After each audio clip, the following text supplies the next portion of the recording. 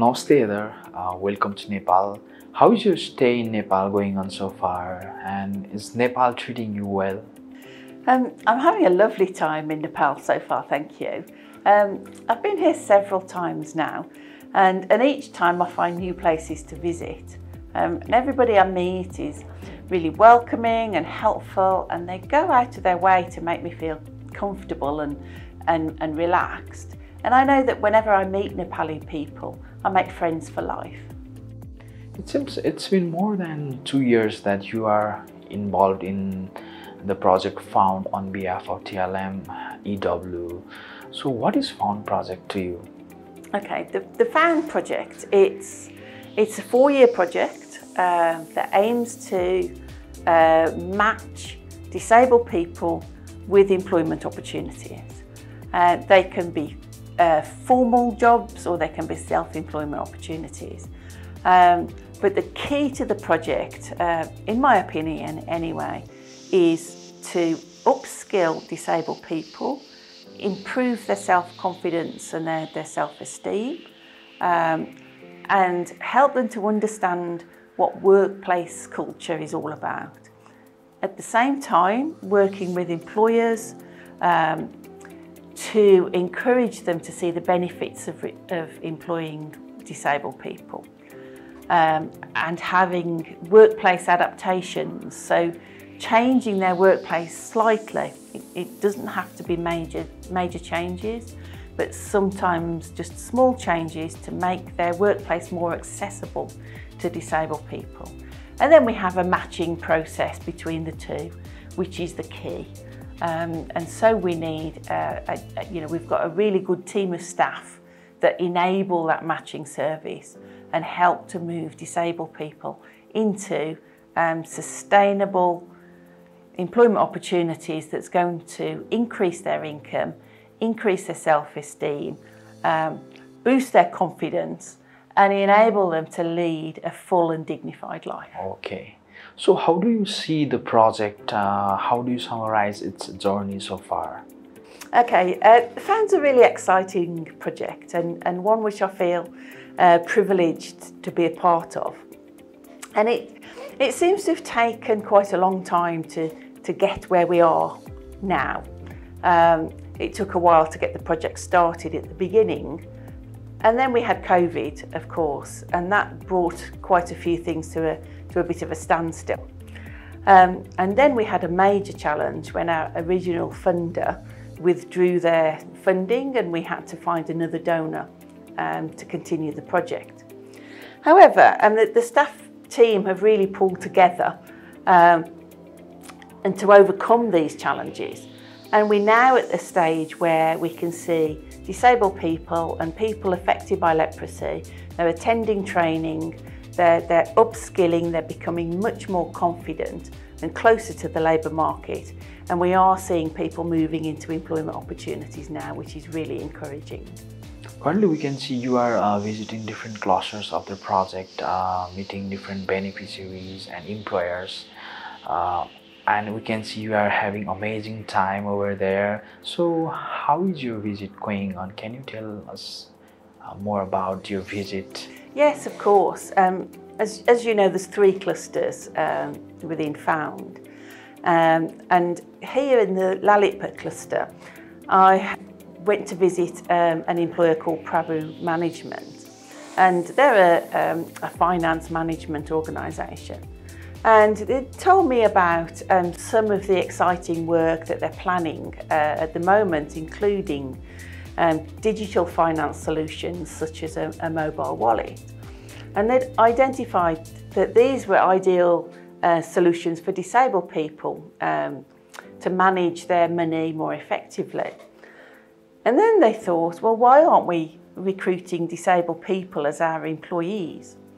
So they linked in with the Found staff and they met our delivery partners, FNCCI and NFDM, and formed a partnership which has resulted now in 10 disabled people, 9 women and 1 man. They've been recruited into 3-month-long paid internships. I had the privilege of meeting those interns whilst I was visiting the premises. And I asked them how they felt about being given the opportunity. Their answers were translated into Nepali for me, but I really didn't need that because the smiles on their faces just answered that question and told me just how excited and happy they are to be actually working and earning their own money and living a life of dignity. When I went to Butwal, there wasn't time to visit any employers. However, we talked about how they can use the data that we collect as part of the project activities, how they can use that data to inform their work and how they can make sure that they target interventions to individual beneficiaries and individual employers to make that job matching much more successful. On Sunday I'm going to Biratnagar and I've not been there before, so I'm quite excited to see how things are similar to Lalitpur and Butwal, but also how things are different and how the challenges might be slightly different and how they overcome them there. So while observing the project from your perspective, do you find any challenges of the project? Yes, I have, and I think particularly for the Butwal and Biratnagar clusters, I think one of the key challenges is geographical, and many of the disabled people live quite a distance from where the job opportunities are, and the transport system isn't always very accessible, and it's quite hard to think of ways to overcome that. However, during the COVID pandemic, working from home became almost the norm. And since then, a hybrid form of working, so part in the business premises and part at home, has become more common, and employers are getting more used to this way of working. And I think this is something that we can explore with our disabled people, because it will help mitigate those challenges of the distance between home and the business premises. And it's known as a workplace adaptation. It doesn't always have to be in the business premises that adaptation is made. So that's one challenge. The other challenge that I've identified is the employer's perception of what it's like to employ a disabled person.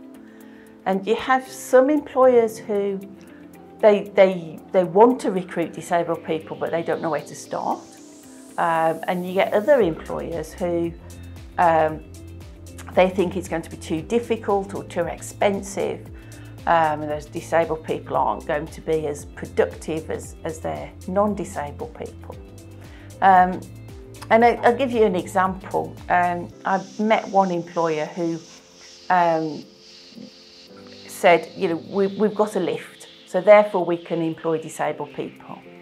However, what they didn't realise that, in the instance of a fire, that lift would be non-operational. So anybody with a physical disability might find it really difficult to get down the stairs in the case of a fire. And so both of these challenges can be mitigated through individual targeted support with each employer. So identifying exactly what the issues are and developing a plan of action which addresses each of those issues in turn. And this means that the found staff have to have really in-depth knowledge of lots of disability issues. And so we have NFDN as our partner organisation, so it's really important for us to tap into their expertise as much as possible to be able to support the people that we want to support. So Heather, this project is quite unique in Nepal, and we can say that this kind of project is being implemented in Nepal for the first time. So fairly saying there are many scopes for this project in Nepal. So what are the scopes that you find for this project? Okay, I think there's lots of scope for this project to be expanded and delivered to a wider geographical area and even nationally.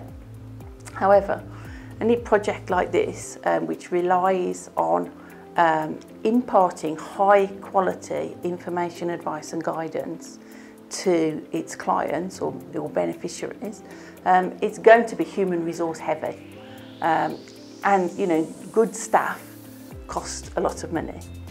And following the pandemic, you know, lots of countries are struggling with rising costs of living, you know, poor economic situations.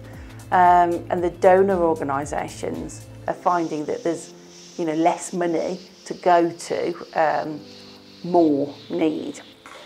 And so, you know, in an ideal world, there would be sufficient funding for continuation and expansion of the project. But in the interim, I think it's vital that we record what we've learned using the data from the project and share that learning to a wider audience to ensure that what we're doing here in the Found project in 3 clusters can be at least sustainable, even if we haven't yet got to the point where we can expand it. Thank you so much, Heather, for your time. It's really wonderful to talk to you. So do you want to add anything before we wrap up this interview? Yes, thank you too. Like I said at the beginning of this interview, I feel privileged to be a part of this wonderful project. And it's so exciting to see the changes that are being made to recruitment practices and how employers are beginning to realise the benefits of recruiting disabled people. Inclusive recruitment leads to a wider talent pool available to employers. It also leads to lower turnover, higher productivity and an improved organisational culture. And the Found team, they're making this happen. They're changing the lives of disabled people and encouraging a world where employment, at least, is inclusive, and where people who are disabled, people affected by leprosy, and people who aren't affected by any of these things are all included and all work together harmoniously.